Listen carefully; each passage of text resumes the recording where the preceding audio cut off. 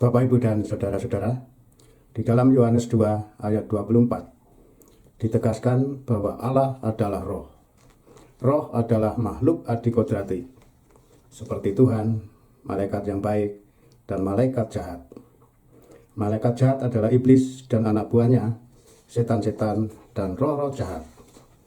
Makhluk adikodrati adalah makhluk roh, makhluk yang tidak kelihatan, makhluk yang hidup di alam roh, alam yang hampa udara, makhluk yang tidak memiliki daging dan tulang. Lukas 24 ayat 39. Pertanyaannya, mengapa makhluk roh yang tidak memiliki daging dan tulang namun dapat berwujud dan bersuara di dunia ini, berbicara dengan manusia? Sebenarnya Lucifer pada saat jatuh ke bumi dikenal sebagai iblis. Lucifer berkehendak untuk dapat hidup seperti manusia, hidup di dunia ini, dapat bergaul dengan manusia, dan dapat memiliki rumah seperti manusia dan beraktivitas seperti manusia. Namun Tuhan Elohim tidak pernah mengizinkan permintaan dari iblis itu. Iblis dan anak buahnya, setan-setan dan roh-roh jahat, memiliki pengaruh, kekuatan, dan kuasa. Kekuatan dan kuasa itulah yang mampu untuk merubah wujud dari wujud cahaya di alam roh menjadi wujud seperti manusia di dunia ini yang dapat dilihat dan berbicara dengan manusia.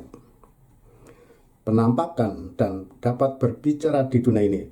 Iblis meniru Tuhan Elohim yang dapat menampakkan diri dan berbicara dengan manusia.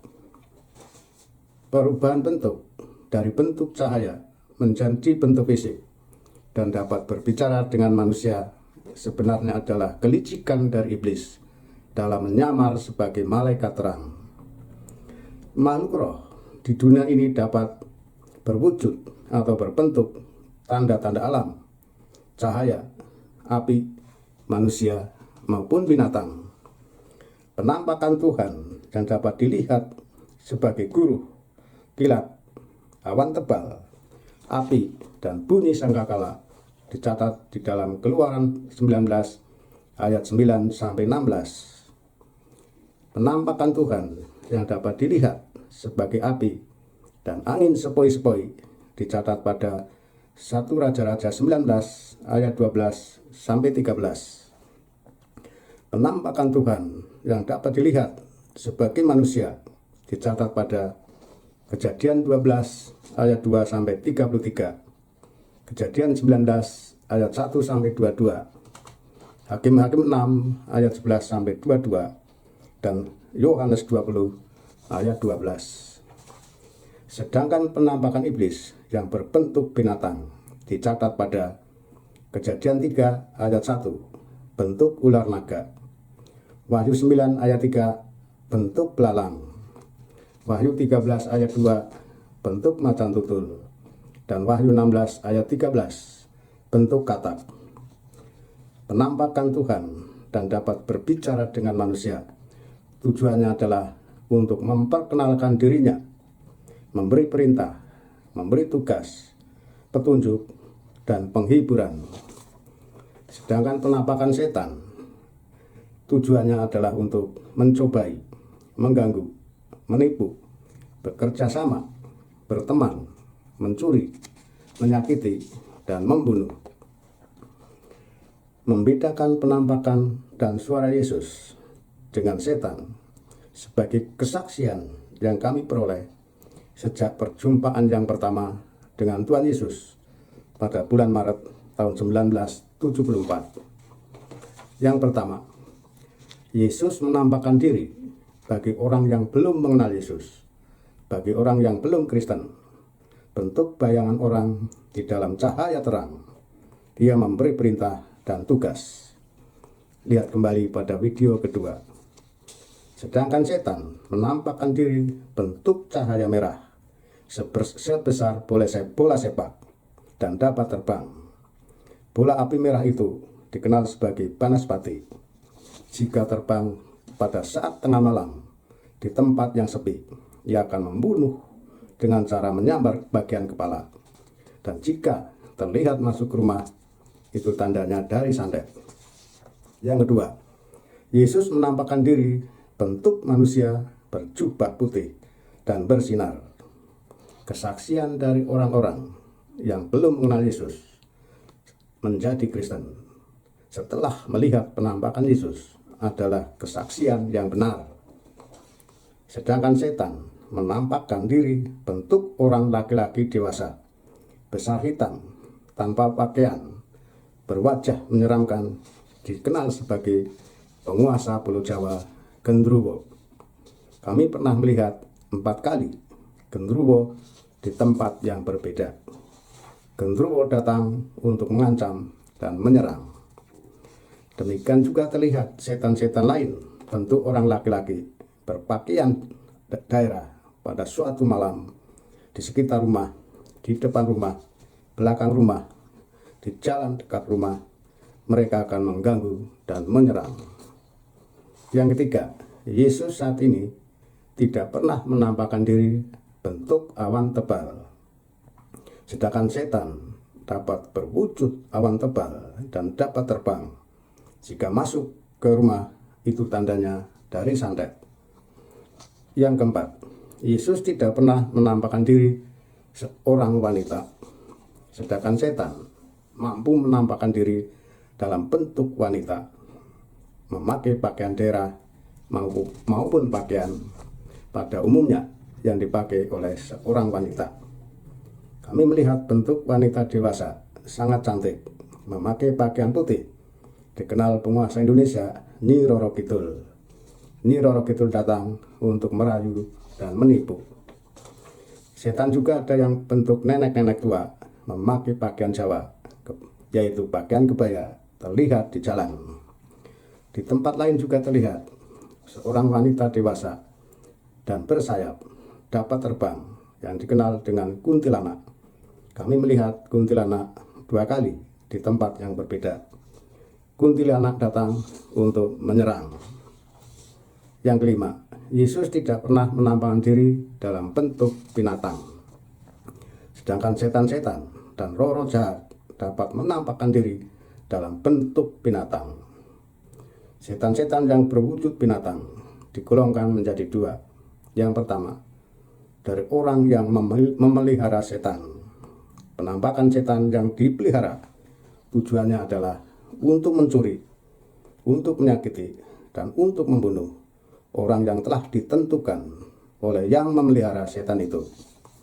Setan-setan itu biasanya terlihat di dalam rumah, di halaman rumah, di sekitar rumah, jalan dekat rumah, yaitu ular besar tanpa ekor, monyet kecil putih, monyet besar hitam, ikan lele, anak kecil yang disebut dengan tuyul, bentuk pocong, dan juga gendruwo yang digunakan untuk mendatangkan kekayaan yang lebih banyak. Kami juga melihat di dalam gereja Kristen pada ibadah minggu bentuk kucing hitam, sejenis binatang garangan. Dia itu mempengaruhi dan mengganggu warga gereja. Yang kedua adalah setan dari sihir atau dari santet. Penampakan setan dari sihir dan santet biasanya adalah dilihat oleh orang yang kena santet, biasanya untuk mengganggu, menyakiti, dan membunuh. Setan itu terlihat dalam bentuk belalang, tawon, kelabang, kaki seribu, katak, belatung, lintah, belut, dan juga kucing hitam. Yang keenam, bagi orang Kristen atau bagi pengikut Yesus, suara Yesus hadir memperkenalkan dirinya dan memberikan petunjuk. Sedangkan suara setan datang tidak memperkenalkan dirinya dan untuk menipu dan melawan. Yang ketujuh, suara Yesus hadir berupa petunjuk. Contoh yang kami dengar adalah keluargamu ada yang akan sakit dan dinasihati. Orang yang kamu layani akan dipanggil pukul 10. Sedang suara setan datang untuk mengancam, terdengar memakai bahasa daerah, bahasa Jawa. Karepmu piye? Karepmu piye? Artinya, kehendakmu apa? Kehendakmu apa? Yang 8, suara Yesus hadir berupa penghiburan. Yang kami dengar suara Yesus adalah, kamu sembuh, kamu kuat, anakmu menang. Sedangkan suara setan datang untuk mengacau. Misalnya besok keluargamu ada yang akan mati, penyakitmu tidak akan sembuh. Yang ke-9, suara setan datang untuk menantang. Lagi-lagi setan ini berbicara dalam bahasa Jawa, sopo kue, yang artinya siapa kamu, siapa kamu. Yang ke-10, suara setan datang untuk menyerang dan menyakiti. Setan-setan ini berbicara dalam bahasa roh yang kami tidak mengerti. Pada dini hari pukul 03.00 terdengar suara dua setan dengan berbahasa roh demikian, bin, bin, bin, bin. Kemudian datang suara setan yang jumlahnya sangat banyak, gaduh seperti orang demonstrasi dari arah timur, menyaut demikian, baba. Kami tidak mengerti maksudnya. Kami langsung mendatangi suara gaduh itu.